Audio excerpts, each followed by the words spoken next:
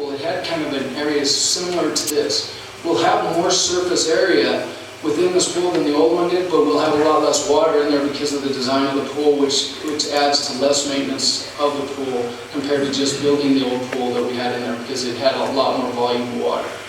So at where we have the diving boards, it will be an 8.5-foot area. We can also offer lap swimming and swimming lessons and different amenities at that end of the pool, and have a lot of different things that we can do to that. So it offers something for everybody, not just for the kids in view. This is a community. It's from anybody from birth till essentially death, that they can enjoy using our pool. And it is about the kids in our community not having a pool over the last 10 years, but it's really about the community not having a pool over the last 10 years. Go ahead. So I'm going to turn it over just to Dave Schultz, and he's going to talk a little bit about the building and what will be added and what it takes as we go forward with this. Thank you, JP. So the way that we would implement this, should the council decide to authorize a bond issue and should the public vote in favor of this, the steps we would take to make this happen would be we would remove and dispose of the existing bathhouse, pool, and concrete deck.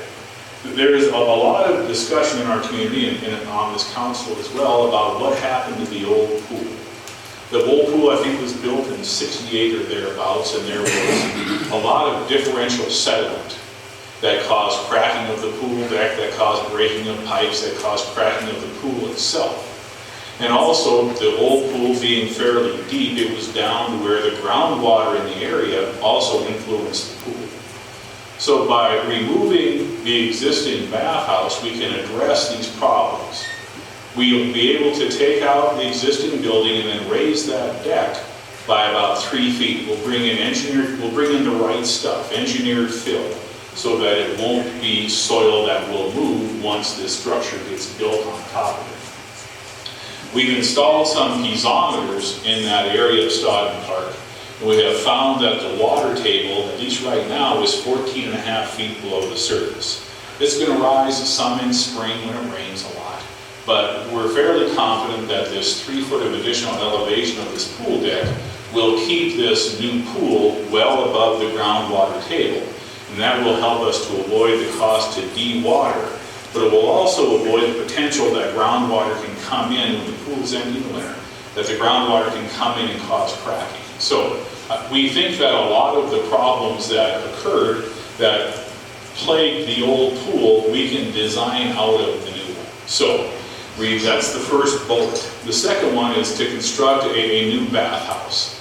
Another advantage to demolishing it, and we have costs on the next page, but we think that the cost to build a new structure is not substantially different from trying to retrofit the old one.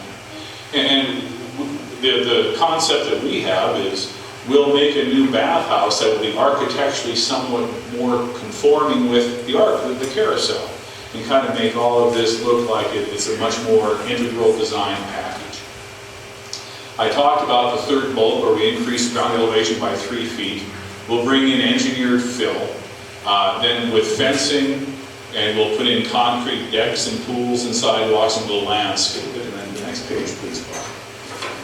And then, I don't know how come we're not exactly squared up today. There we go. Here's the best, latest estimates of cost. And Vanessa Armstrong with Pioneer is a very competent, good engineer who's been helping us put that together, and she's here in the audience tonight as well. And so as we go through these costs, if there's questions later that JP or I can't answer, I'm sure that she can. But it's broken down into, well, 4 general areas here.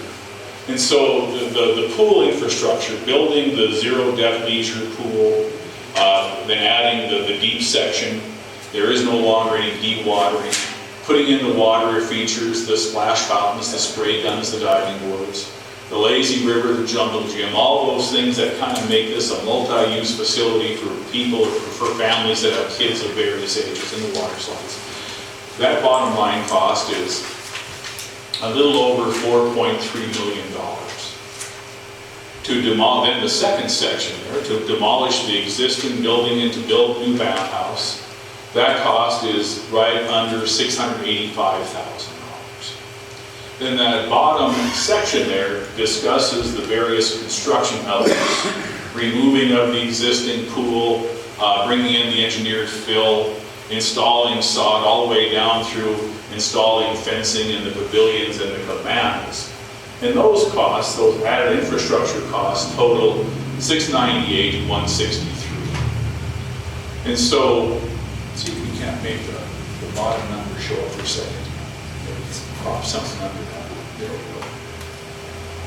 So if we add on to that, the mobilization, bonding, and insurance, we want to add in a contingency. At this point, these costs are kind of plus or minus 15%. We also need to add in the cost it will take to sell bonds, to do the engineering and that type of thing. That comes out to be a little over $1.5 million, which brings us to a bottom line cost of $8.7 million for this facility.